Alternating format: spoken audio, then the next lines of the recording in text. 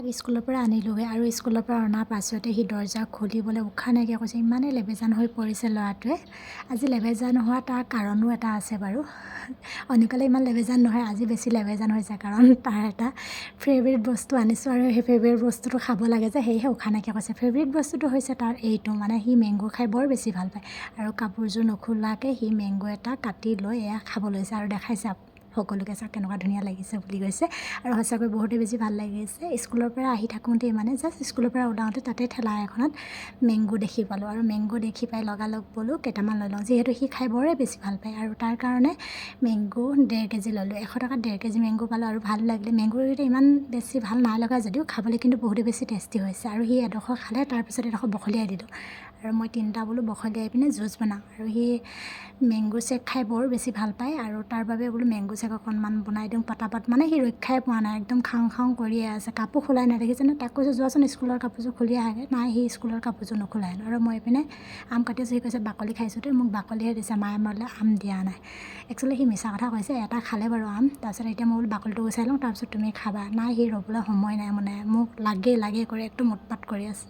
সৰুতে আমিও কৰিছিলোঁ বা দেই, কিবা এটা বস্তু যদি ফেভৰেট পাওঁ তেতিয়া একদম মানে খাবলৈ তৰা নৰা ছিঙি দিওঁ আৰু এইপিনে দেহাক এটা দিলোঁ আৰু এটা সি বাকলিটো গুচাই দিলোঁ জাষ্ট, এভাগে একদম কামুৰি কামুৰি খাইছে আৰু কৈছে বৰ ভাল লাগিছে দেই মা, বোলে বৰ ভাল বোলে আপুনি বোলে মোক ফেভৰেট বস্তুবিলাক দিয়ে।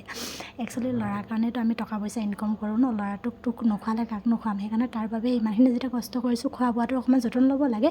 আৰু এইপিনে তাক মেংগ' শ্বেক বনাবৰ বাবে মই মিক্সি জাৰ এটাত চেনি, আম আৰু গাখীৰ অকণমান দি পিচি ল'লোঁ, মানে মিক্সিত চলাই দিলোঁ আৰু অকণমান ডাঠ কৰি ৰাখিছিলোঁ। তাৰপিছত এতিয়া মই আৰু অকণমান গাখীৰ দি দিছোঁ, গাখীৰ অকণমান দি আকৌ মিক্সিত জাৰটোত সুন্দৰ কৰি পিচি আৰু এইপিনে 2টা কাপ আৰু 2টা ব্ৰেড ধুনীয়াকৈ টষ্ট কৰি তাক খাবলৈ দিছোঁ আৰু এইপিনে গাখীৰটো অকণমান ডাঠ কৰি ৰাখিছোঁ, মানে সি যিহেতু ব্ৰেডৰ লগত খাব আৰু এইপিনে খাই বৰ বেছি ভাল পাইছোঁ বুলি কৈছে। স্কুলৰ পৰা অহাৰ পিছত মানে তৰা নৰাকৈ বনাই দিছোঁ, যিহেতু ময়ো যাব লাগে ডিউটিলৈ আৰু সিও খাই বৰ বেছি ভাল পায়, তাৰ কাৰণে নিজৰ ল'ৰাৰ কাৰণে এইখিনি কষ্ট কৰিছোঁ আৰু সি বৰ বেছি ভাল পাইছে। এইপিনে ব্ৰেডত লগাই লগাই খাইছে আৰু তাক খোৱা দেখি মোৰো মনটো বহুত ভাল লাগিছে।